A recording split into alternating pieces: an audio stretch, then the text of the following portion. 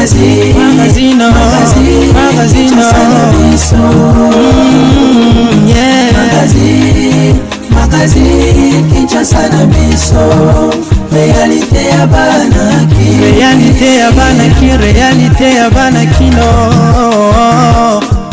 confirmé, classe et Kozonga le 22 annonce Salamaki Lobby et pas il y a vice-premier ministre, ministre et intérieur Gilbert Kankonde Asololaki et Longo n'a continué na ndenge surtout na président de la République Félix Antoine Tshisekedi Tshilombo.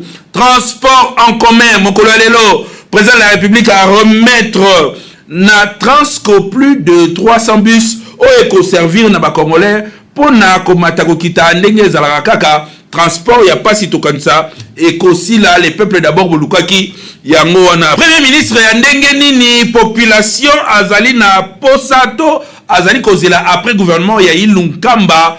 Premier ministre Oyo akoya ko résoudre surtout makambo ya social, surtout makambo ya le peuple d'abord. Profil na ye to réfléchissaki sur yango na édition ya lelo Saint-Valentin et kozala lobby balobi lobby ezali dimanche yo ko passer yango ndenge nini surtout ezali mokolo ya mosala te ko kosela mosala makambo te yo ko passer yango ndenge nini na papa to na maman ezala fête ya bolingo ezala amour exprimé koleka nyonso. Merci na ndenge bozali ebele ya kolanda ngai mokolo ya lelo na édition ya week-end na cadre ya KNB News Tolobi, première chaîne d'information en continu Kasida Lingala nano ezala te depuis wasala mokili depuis TV Banda depuis Mundela Sala TV depuis PTV Kinshasa et Banda chaîne en continu ya information na Lingala ya liboso yango KNB News. Et c'est que président de la République Félix Antoine Tshisekedi Tshilombo mokolo alobi la cabinet na ye ayambaki bureau définitive ya Assemblée nationale au ezala qui conduit par Yemoko Joe Biden Bosso Kodia Pwanga président ya Assemblée nationale balobaki nini na masolo na bango pour la détail na reportage ya Nathan Siata. À 30 jours, il y a ouverture, il y a session ordinaire, il y a Assemblée nationale, nouveau bureau, il y a chambre basse, il y a parlement, et il y a Mamaki Mokolo, il y a vendredi, Oyo, 12 février 2021, na Mokondi Mboka, Félix Antoine Tshisekedi Tshilombo. Nakobima na bango, Christophe Mbosso Nkodi Mponga, Oyo Azali, président de la chambre basse, a déclaré qu'il boye liboso ya presse. Nous sommes venus dire au chef de l'État que voici le nouveau bureau, nous sommes venus nous présenter. Et bureau ya sika tala bureau ya sika bato bako sala musala et puis tu sais surtout que tozali prêt à accompagner ba réforme nyonso lokola institution législative réforme oyo et ko changer situation économique ya mboka na biso pe situation sociale ya population pe Assemblée nationale azali na rôle makasi ya ko jouer toyebisi mokonzi ya mboka que mise en place ya gouvernement ezali question moko très urgente. Tozana à 30 jours il y a ouverture il y a session en mars et puis bah attente il y a population ezali ebelé peuple congolais ndenge adhéré na politique il y a union sacrée à mokonzi ya mboka population oana azali kozela mingi azozela ba solution na ba problème na ye. Yango biso tokanisa na niveau Assemblée nationale que mise en place ya gouvernement il faut ça les mbangu être traîné que la mise en place du nouveau gouvernement ne doit pas traîner. Réunion oyo ezali réunion ya liboso pe ezali réunion moko ya prise de contact yango ne et permettre na bureau Mbosso ba déposer rapport définitif ya session extraordinaire ya janvier 2021 na chef de l'État garant ya ba bon fonctionnement ya ba institution ya mboka.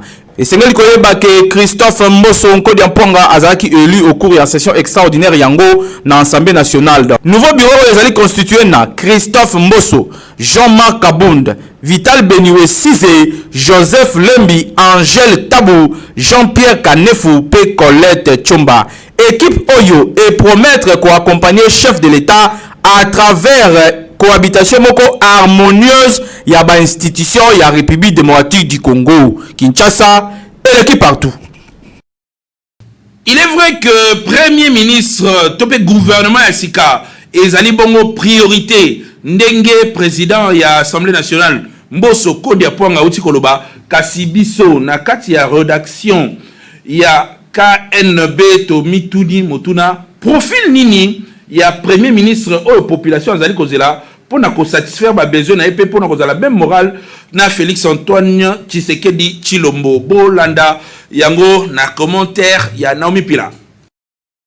Si Manaïko gagné par l'élection présidentielle il y a décembre 2018, Félix Antoine Tshisekedi Tshilombo, 5e président ya RDC azalaka obligé ya kosangana na Front commun pour le Congo, FCC plateforme et chef de l'État honoraire. Oba dégagaka majorité parlementaire si un scrutin en 2018. Coalition FCC cache des formats qui gouvernement Ilunkamba 8 mois après investiture et chef de l'État. Kasi gouvernement Oezala qui formé pour accompagner vision un chef de l'État Félix Antoine Tshisekedi Tshilombo et répondant qui pensa te na batante ya vie sociale la population PMMA qui mbutu na scène politique congolaise. 2 ans après, chef de l'État a bengisaki consultation nationale OMMA qui création à union sacrée pour la nation. Donc FCC cache et Koufaki. Conséquence, destitution et un gouvernement Ilunkamba Nanzela, motion de défiance au Ezala qui voté na parlement en janvier dernier. Vie problématique politique nyonso au République démocratique du Congo et autres traversées. Premier ministre Nini Esengeli pour na relever ba multiples défis pe ko répondre na batante ya population. Rodrigue Ramazani a pesi makanisi na ye. Pona nga ifo to tiande makanisi. Loleng nani akokumba kombo nini nga kombo na ebite wana ezali discrétion. Wana ezali discrétion ya mokonzi mboka. Profil Esengeli azala moto expérience.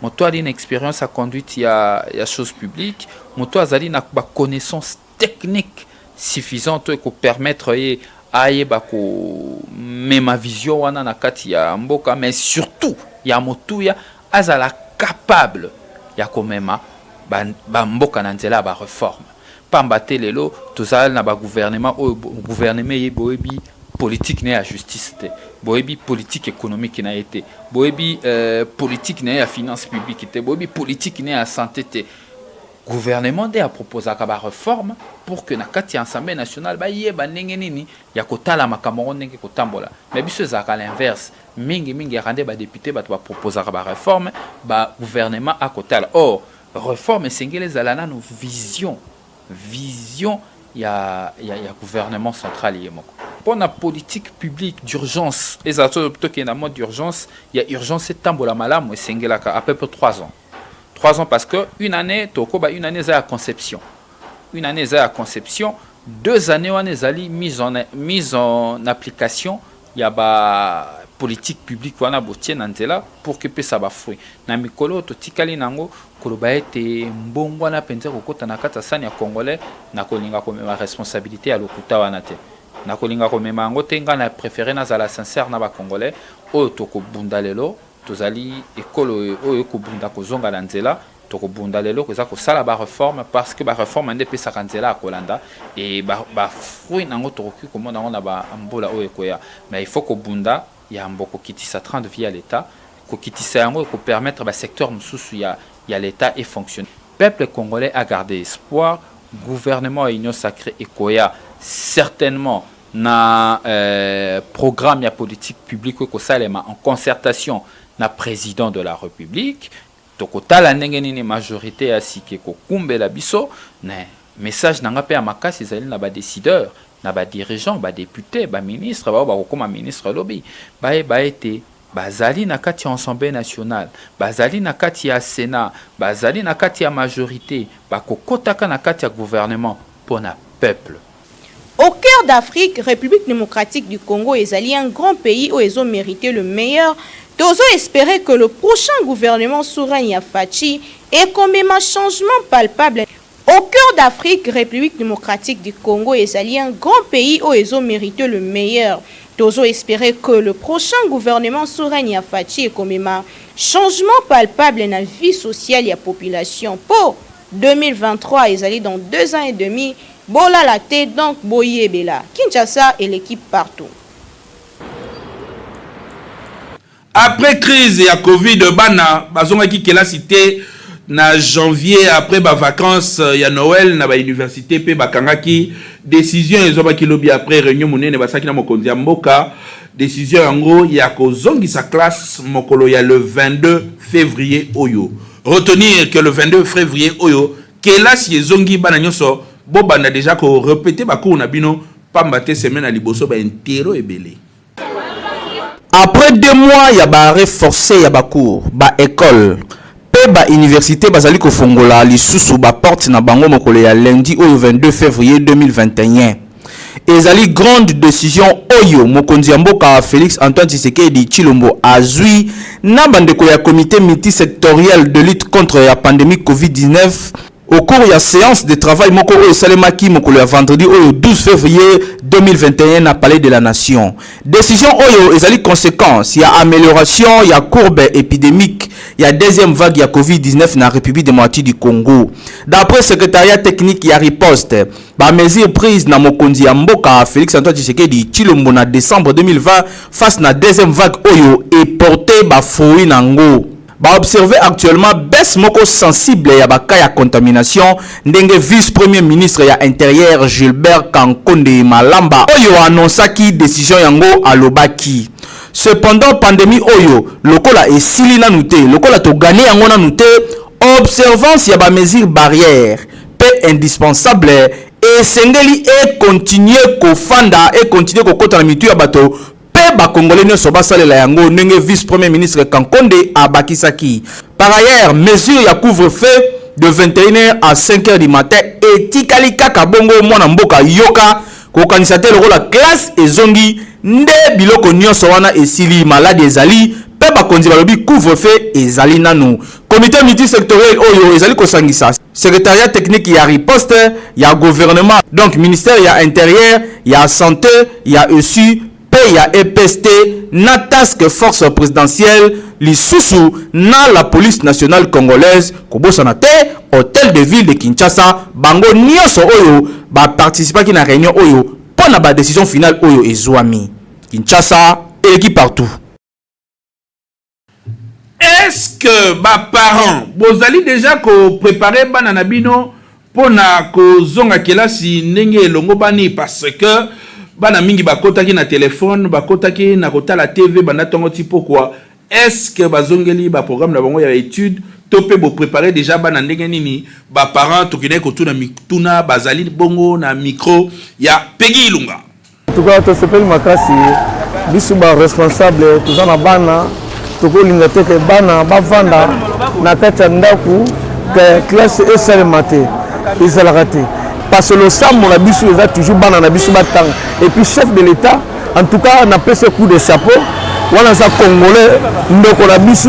En tout cas, avant l'idéologie madame, le col a fait autorisation ban na baozo en classe de se payer ma casse parce que Togo ligaté ban na bavana nanda. De se payer ma casse, n'engue chef de l'État a eu besoin de sur classe zonga.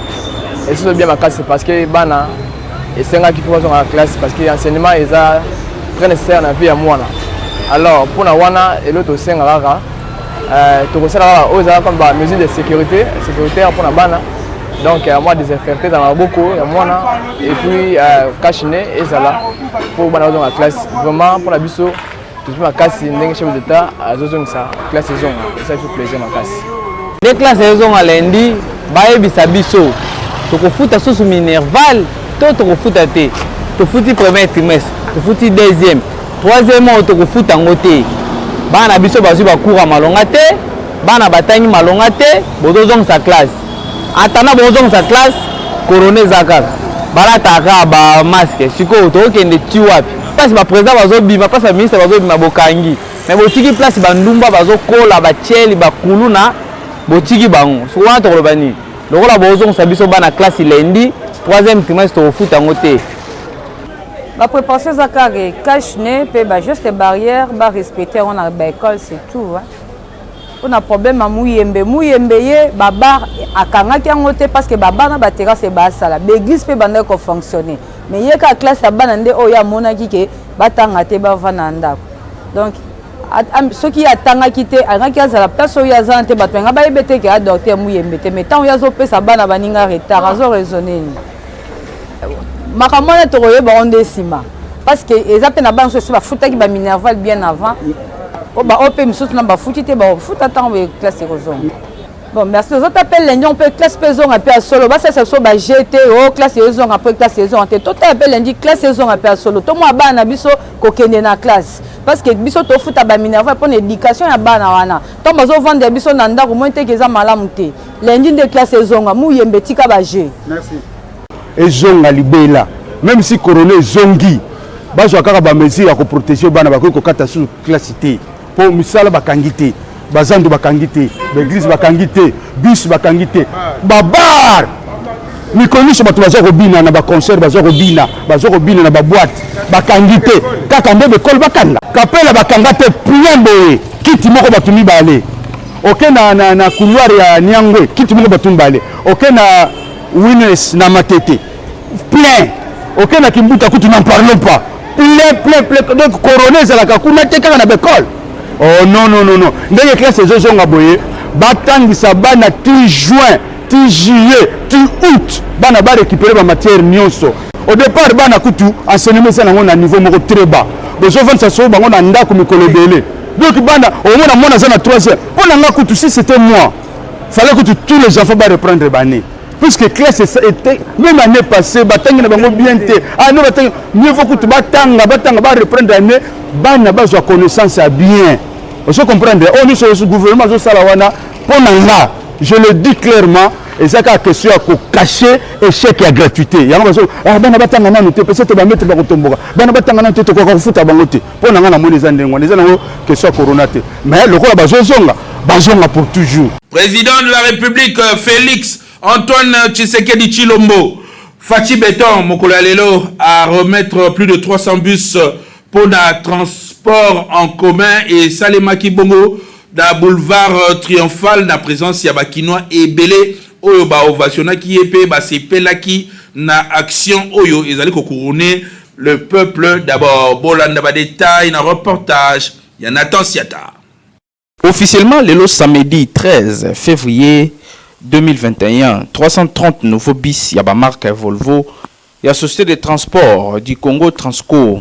Cérémonie et se déroula qui les lots na place du boulevard triomphal en face ya palais du peuple et Siga Pimokondi Mboka Yemoko président de la République Félix Antoine Tshisekedi Tshilombo ayaki pour la remise officielle wana liboso ya ba militant ba sympathisant ya ba parti politique et belé bazalaki sur place pour na ko sepela na acte oyo Mokondi Mboka asali pour na ko luka ndenge nini ya ko alléger difficulté à transport na kati ya ville ya Kinshasa. Présence ya ba agent ya société ya Transco ezalaki pe remarquable bakondi ya ndenge na ndenge notamment gouverneur ya ville ya Kinshasa Jean-Tini Ngobila ministre ya transport pe bakondi mosusu bayaki pona ko soutenir initiative oyo. Kasi avant remise officielle oyo, ministère ya transport a organisé qui formation ya mise à niveau ya ba conducteur ya société oyo bakozwa mituka oyo pona ko renforcer capacité na bango pe ko éviter ba accident ya ndenge na ndenge. Esengeli koyeba pe que remise ya babis oyo intervenir au moment où population congolaise, quinoise en particulier, bazali ko éprouver ba difficulté ya ndenge na ndenge pona ko vaquer na ba occupation na bango. Lo ya babis oyo ekoya ko soulager makasi population quinoise pe bongo na bongo projet oyo ekomata babis mususu ekoya pe ekokota na ba province mususu. Kinshasa, il est qui partout.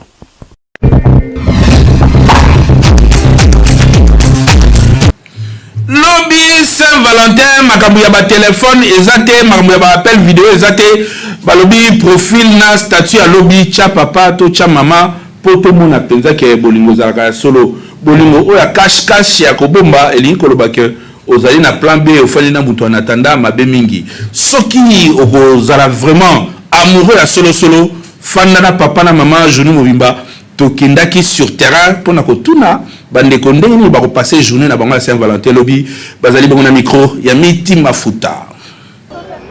Lobby dimanche 14 février 2021 nde ezali jour oyo ba moré ba célébrer ka fête ya Saint-Valentin.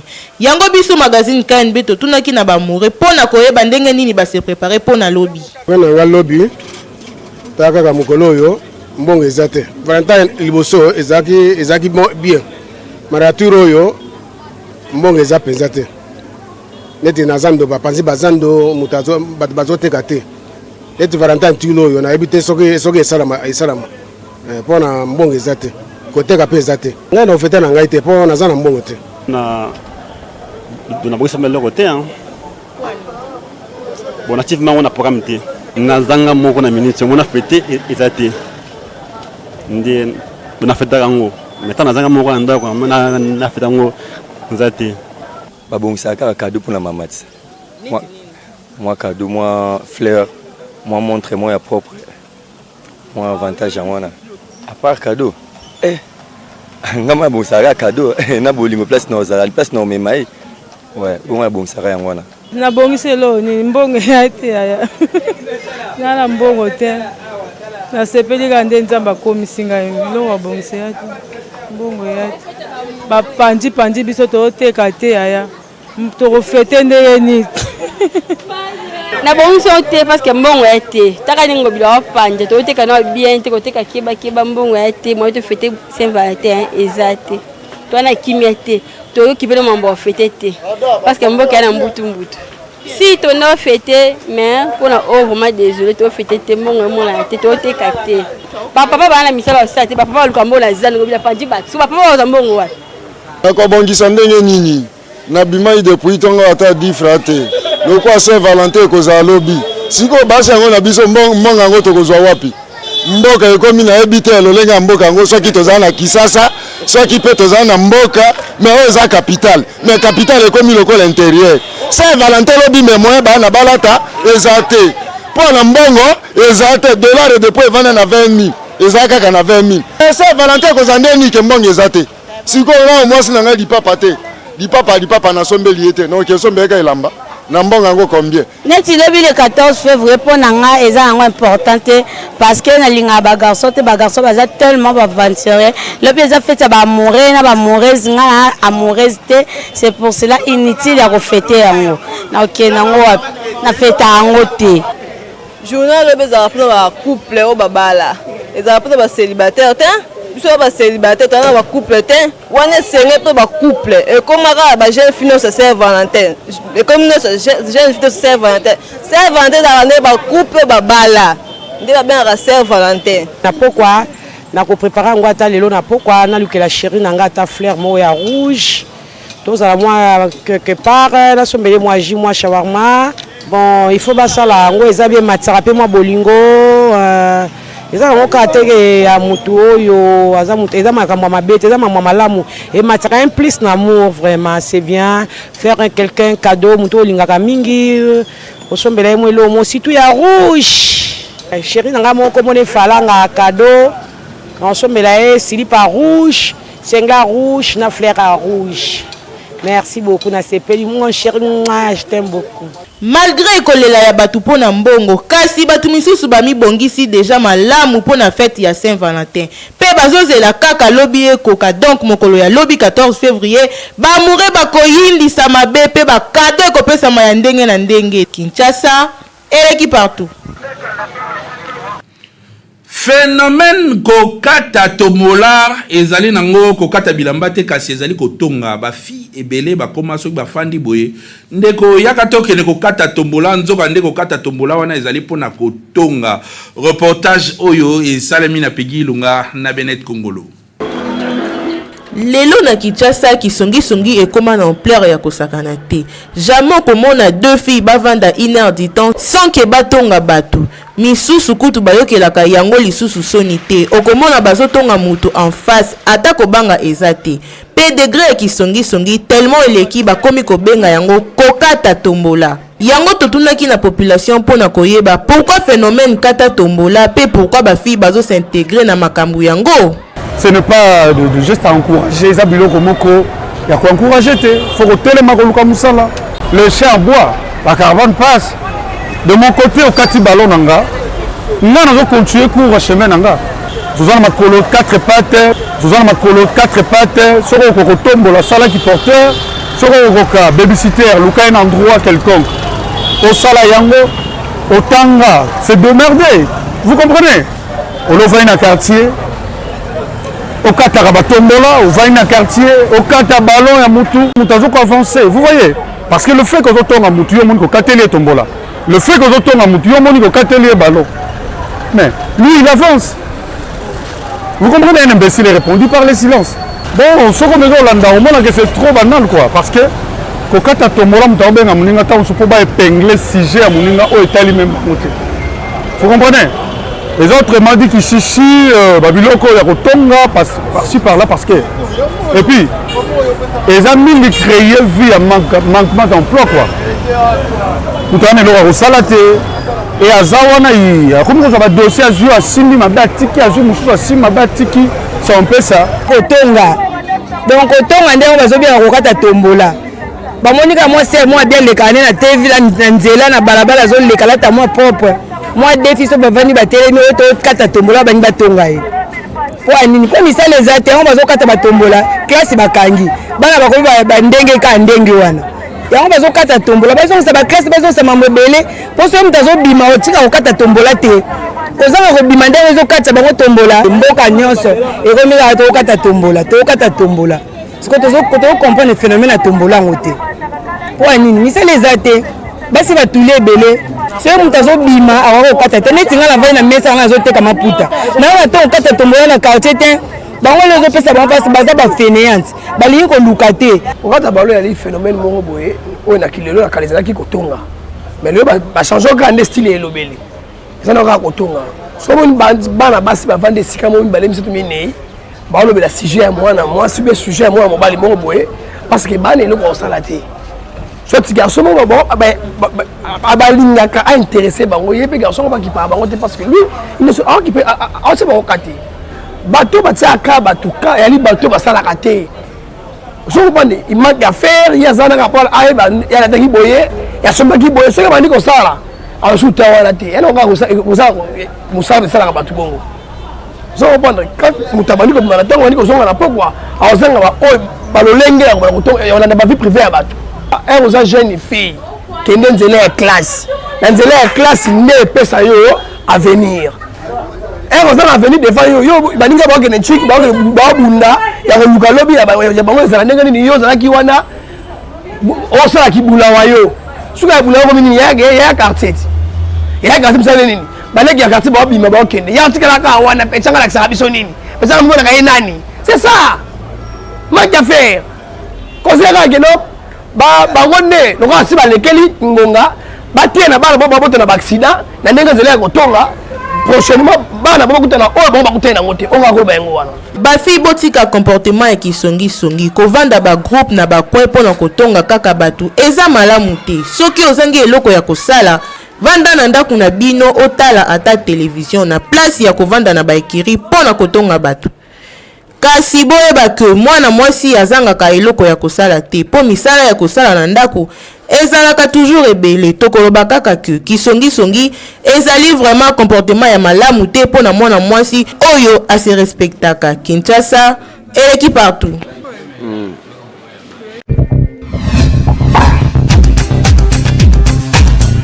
The Club apolaki 1-0 contre Simba Sport ya Tanzanie ezalaki bongo na cadre ya première journée ya phase de groupe ya 25e Ligue de Champions ya CAF elekanaki ndenge nini bolanda reportage ya Nathan Siata. Avec la pause. Association sportive Vita Club apolaki mokolo ya vendredi oyo 12 février na score ya 1-0 na bandeko ya formation tanzanienne Simba Sport Club. Rencontre oyo ebetamaki na stade de Martyrs ya Pentecôte na Kinshasa pour na compte ya première journée ya phase de groupe ya 25e Ligue des Champions ya CAF. Dominateur na kati ya jeu oyo ezalaki bongo club congolais kasi akoki ko éviter ba piège ya ba visiteur na yete.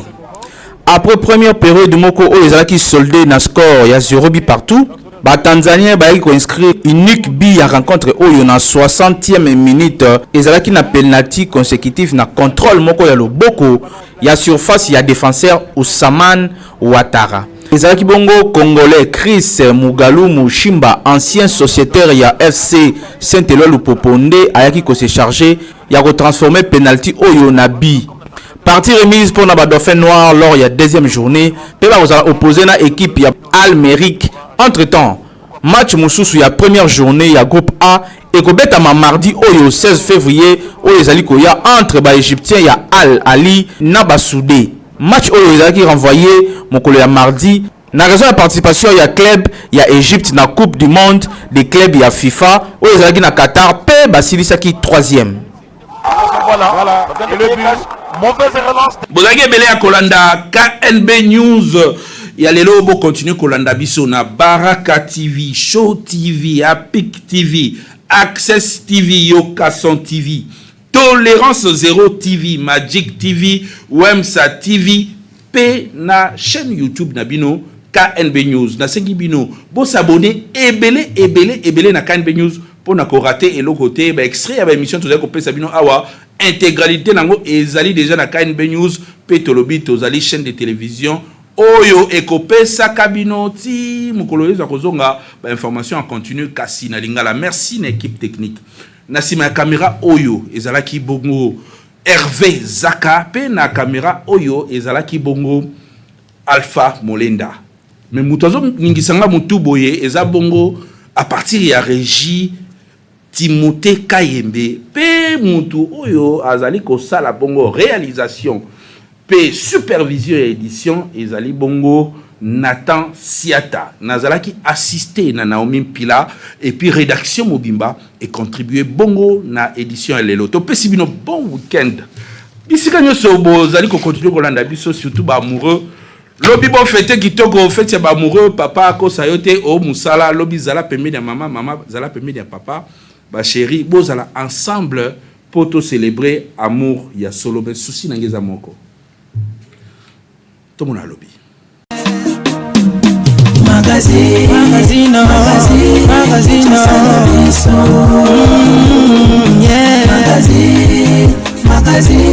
Kinshasa na biso réalité ya banaki réalité ya banaki kino